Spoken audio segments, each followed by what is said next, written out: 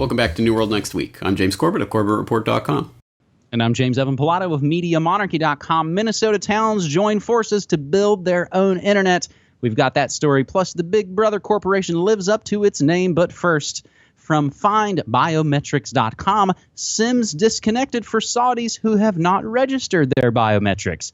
Saudi Arabia's Communications and Information Technology Commission, CITC, has gone ahead and disconnected the mobile subscribers who haven't registered their fingerprint biometrics, as the Saudi Gazette reports.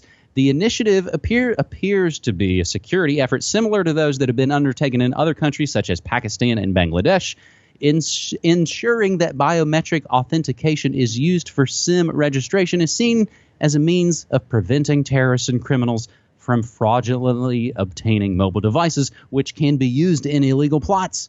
Saudis who have been disconnected are still able to reconnect their SIMs if they register their biometrics in 90 days and counting. So if you don't give your fingerprints to the state, obviously you're planning terrorism. James, it's funny, here in the States, we don't really have to do anything like that because everybody's already given their fingerprints for the latest Apple device, right? Yeah, exactly right. Well, this is a funny story because I wonder how the Saudi government defines terrorist. I'm assuming that they're not talking about the Wahhabi, Al-Qaeda brands that they support. They're probably talking about Shia terrorists, people who actually want to upset their government. But anyway, all of that aside, I can see nothing that could possibly go wrong with such a Oh, wait, are these the same biometrics that we just talked about the other week? Can be easily replicated, easily stolen for all intents and purposes? Police are now 3D printing dead man's fingers to unlock their phone. I mean, this is, once again, even if this wasn't Orwellian surveillance panopticon nonsense, the idea that you can have your biometrics easily stolen and no way to get them back, no way to undo that, no way to get a new set of fingerprints. This is, it's insanity. It's insanity. But if people comply with it, the only thing to do is not comply with biometrics. And that's as you say, people are willingly doing it with their fondle slabs. Well, and here in Oregon, if I want to be able to get behind the wheel, if I want the privilege of being able to get behind the wheel of a car, I had to have my picture taken with the DMV. When I first moved here, it was just a regular old photo. But of course, like many states around, they've updated, and now it's a digital photo, and now it's part of the state database. And if anything's a part of the state database, it's probably going to be a part of the federal database. I think this is really interesting because of the story that we covered several months back about the new Saudi agenda and how they are sort of heading into the future. So I find a lot of these stories now with Saudis in the news a lot. Maybe not so much for, killing kids in Yemen as much as they should be, but they are in the news a lot, and they are sort of our U.S. partner in a lot of ways. And I'll include one related note. $1.15 billion in U.S. weapons will soon be heading to Saudi Arabia as the Prince of Peace Prize approves, I think, more weapons sales than I think any other president in recent history, if not all of American history. James, you got any other words about SIM cards? Let's move on. All right, let's move on to the UK with a really interesting story. I talked about it just a little bit on the Morning Monarchy the other morning, but I don't know that I really delved into it entirely, and I think we can kind of get at the heart of it here a little better. Via an article from TechDirt, BBC now training its secret, likely imaginary, fleet of detector vans on your Wi-Fi. Nearly a decade ago, TechDirt wrote about the fact that the BBC supposedly has a fleet of secret detector vans that drive around trying to figure out who was watching the BBC without paying for it. As you probably know, if you live in the UK, you're forced to buy a BBC license if you have a TV or a TV Turner card. And for years, they've claimed to have had these magical detector vans. When TechDirt first wrote about them in 2008, it was because of a Freedom of Information request to find out about the vans, and it was denied for the most ridiculous of reasons. Revealing the details of the vans would damage the public's perception of the effectiveness of the TV detector vans. In other words, the vans, if they exist at all, were more about scaring people into paying rather than actually detecting those watching the BBC without a license. So either way, real or fake, Those vans are back in the news after the Telegraph recently reported that the vans have now been outfitted with apparent Wi-Fi detection tools to go after people watching the BBC online without paying. Those iPlayers you may have seen. Even if the vans don't really work or don't really exist, it should serve as a clear reminder of how surveillance efforts are at least a constant temptation for those in power, allowing what was officially put in place for national security to creep into totally unrelated areas. Great question is, if media companies could actually build a van to cruise around and sniff Wi-Fi looking for pirates, does anyone really think that they wouldn't do that? Now, James, I think what I didn't kind of get into when I discussed this just kind of briefly on the Morning Monarchy the other day, the idea that whether these are real or fake gets at the heart of the panopticon. The power of the panopticon, going all the way back to Bentham writing about it, is that you don't really know whether or not you're being watched for sure. So it keeps you in place. What was the story we talked about a while back? People of sort of censoring themselves online. You know that you're being watched. They want you to know that they're watching you, even if they're not totally watching you all the time. In a lot of ways, it's almost kind of godlike, James. Well, Big Brother-like anyway, for sure. And yeah, I mean, that line is hilarious to me. Revealing the details of the vans would damage the public's perception of the effectiveness of the vans, i.e. they don't do what they say they're doing.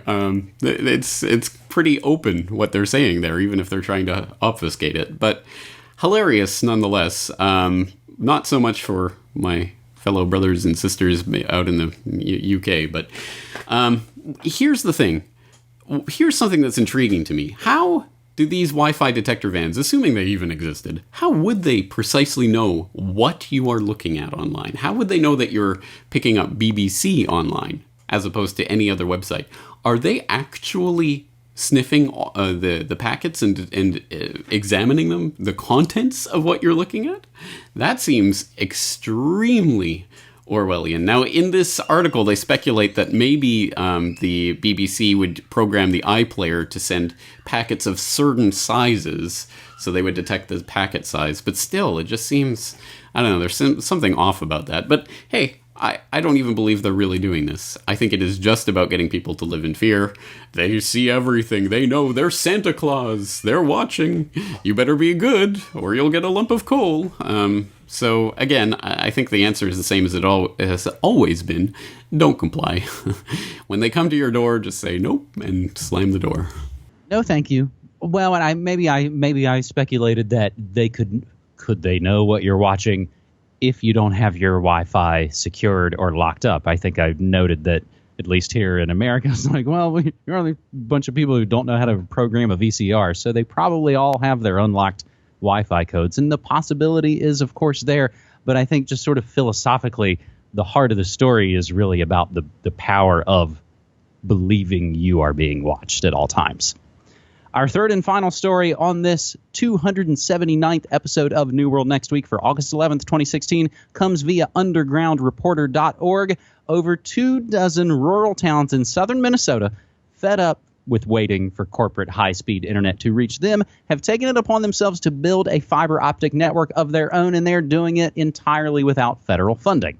Last July, Politico highlighted the disaster that became of a federal program signed into life by President Obama in 2009, designed to bring high-speed internet to rural communities. Shocker, the Rural Utilities Service was yet another government boondoggle, and we'll include links about that in the show notes. And again, everything we say and play will be included in the show notes to continue the research on. Residents in Minnesota, however, seems to have found a way to work around this issue. There, 27 small towns in 4 counties formed a cooperative, RS Fiber, that will, if everything goes to plan, be providing its members high-speed fiber optic internet by 2021. To achieve this, the community created an entirely new financing model. The towns issued resident-approved bonds that covered nearly half the cost of the first phase of the project, around $16 million, which in turn made local banks feel safe enough to give loans to cover the rest. That's a win-win, says Chris Mitchell of the Institute for Local Self-Reliance, recently talking to Yes Magazine, saying it's a model in which local governments can take on the risk if they're willing, and local banks can get a very reasonable return. Now, leaving aside the parts of governments and banks, James, I love the idea, again, of people just building their own internet. We've got family that are in New Mexico that are just Oh, yeah, internet's coming anytime now, except that it's probably totally not. James? I don't understand this story. Are you saying there are people who aren't just sitting there twiddling their thumbs begging for Comcast or some big corporate internet to come to their door? What's going on? People are taking this into their own hands? Freedom, terrible freedom. Yes, this is just an example, and it may not be the best example, but is an example of how people can actually proactively create things that they want in their communities rather than waiting for some big corporation or some government to come down and hand it to them. And on that note, I just wrote an article about Dear Government, Deliver Us from Freedom, talking about different ways that people can not only can, but are actually creating alternatives through agoristic, decentralized, peer-to-peer solutions in all sorts of different realms, from global cash transfers to delivering meals to the homeless to all sorts of innovative ideas, Cell 411 and things like that. Check out the article if you haven't yet. There are a lot of innovative ideas that are coming down the pike right now, and I think it's unstoppable. I really do think it's unstoppable, because once people start collaborating, coordinating their own efforts with each other, trying to help each other rather than waiting for some savior in the sky to come down and hand it all to them, I mean, that's the secret. The secret is we have the power, and that's what they desperately don't want you to think about, because if they can keep you dependent on their system, then they can keep their control over you. I would have filed that story under Good News Next Week, but as I've taken a little bit of time off, I haven't actually made a Good News Next Week episode, and sometimes the good news can be hard to find. So if you know of good ways that we are winning and some solutions going on wherever you are in the world, we'd love to read about them at hashtag Good News Next Week. But of course, the classic hashtag New World Next Week has a wealth of news that could really just be your one-stop shop, all in some ways, to know of a lot of what's going on in the world using hashtag New World Next Week. And we appreciate everybody who submits stories from all around the world. The age of virtual flag terror is here. Australia blames overseas hack attack for their census fail, and WikiLeaks offers a $20,000 reward for information in the murder of a DNC staffer, likely the source of the DNC leak. James, it's pretty much gotten to the point now, if anything happens, hackers. Oh, email it. Hackers. The Russians did it. Russian hackers. It's virtual flag terror. You're not really going to know, and a lot of times it's probably just going to point back to some sort of military installation that pays its soldiers to fight the net like an enemy weapon system. That's all I got. Yeah, that's it. And yeah, you're exactly right. Who's the boogeyman today? Russians? Okay, it was them. Yeah, that's the script for the next several years. All right, I think we're going to leave it there for today. But before we go, I will just encourage all our listeners to take a moment to write to James or contact him via any of his various contact methods on MediaMonarchy.com to wish him a happy birthday, as he is he's going to be a year older as of the time you're watching this. So that's it. All right. Thank you for your work, and looking forward to doing it again. Thanks, man. Take care.